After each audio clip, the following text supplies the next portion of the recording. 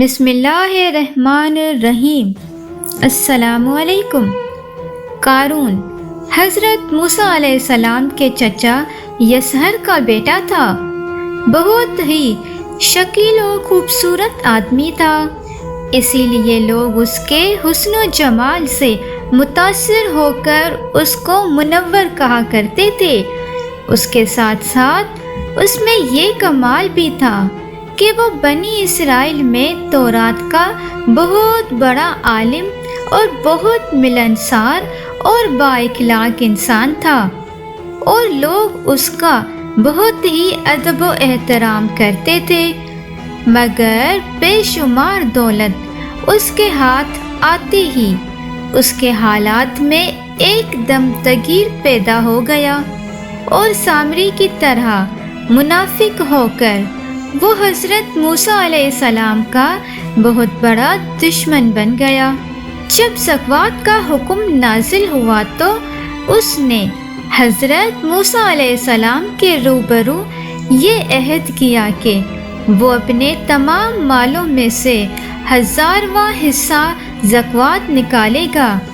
مگر جب اس نے مالوں کا حساب لگایا تو ایک بہت بڑی رقم زکوٰۃ کی نکلی۔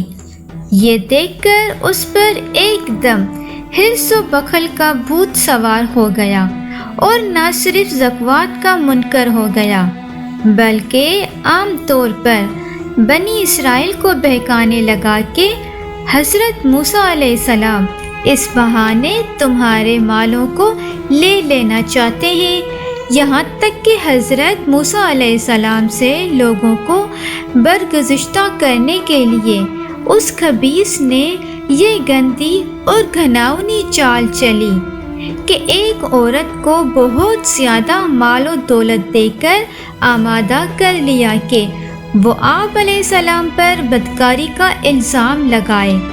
چنانچہ عین اس وقت جب کہ حضرت موسیٰ علیہ السلام وعظ فرما رہے تھے تو قارون نے آپ کو ٹوکا کہ فلاں عورت سے آپ نے بدکاری کی ہے۔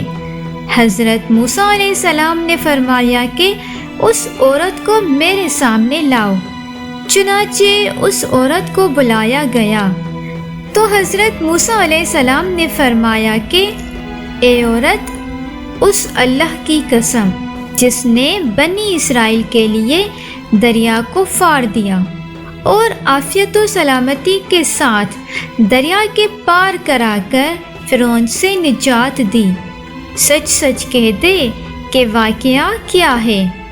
حضرت موسیٰ علیہ السلام کے جلال سے وہ عورت سہم کر کانپنے لگی، اور اس نے مجمع عام میں صاف صاف کہہ دیا کہ اے اللہ کے نبی، مجھے قارون نے کثیر دولت دے کر آپ پر بہتان لگانے کے لیے آمادہ کیا ہے۔ اس وقت حضرت موسیٰ علیہ السلام آپ دیدہ ہو کر سجدہ شکر میں گر پڑے، اور بحالت سجدہ آپ علیہ السلام نے یہ دعا مانگی کہ یا اللہ، قارون پر اپنا قہر و غضب نازل فرما دے۔ پھر آپ علیہ السلام نے مجمع سے فرمایا کہ جو قارون کا ساتھی ہو وہ قارون کے ساتھ ٹھہرا رہے، اور جو میرا ساتھی ہو وہ قارون سے جدا ہو جائے۔ چنانچہ 2 خبیثوں کے سوا تمام بنی اسرائیل قارون سے الگ ہو گئے۔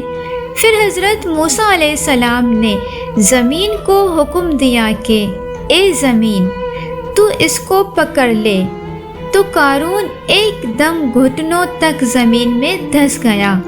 پھر آپ علیہ السلام نے دوبارہ زمین سے یہی فرمایا تو وہ کمر تک زمین میں دھس گیا۔ یہ دیکھ کر قارون رونے لگا اور بلبلانے لگا اور قرابت و رشتہ داری کا واسطہ دینے لگا، مگر آپ علیہ السلام نے کوئی التفات نہ فرمایا، یہاں تک کہ وہ بالکل زمین میں دھس گیا اور غرق ہو گیا۔ 2 منحوس آدمی جو قارون کے ساتھ ہوئے تھے لوگوں سے کہنے لگے کہ حضرت موسیٰ علیہ السلام نے قارون کو اس لیے زمین میں دھسا دیا تاکہ قارون کے مکان اور اس کے خزانوں پر خود قبضہ کر لیں۔ آپ علیہ السلام نے اللہ رب العزت کے حضور دعا مانگی کہ قارون کا مکان اور خزانہ بھی زمین میں دھس جائے۔ قارون کا مکان اور خزانہ، جو مکان بھی سونے کا تھا اور بے شمار خزانہ تھا، وہ سب کچھ اللہ کے حکم سے زمین میں دھس گیا۔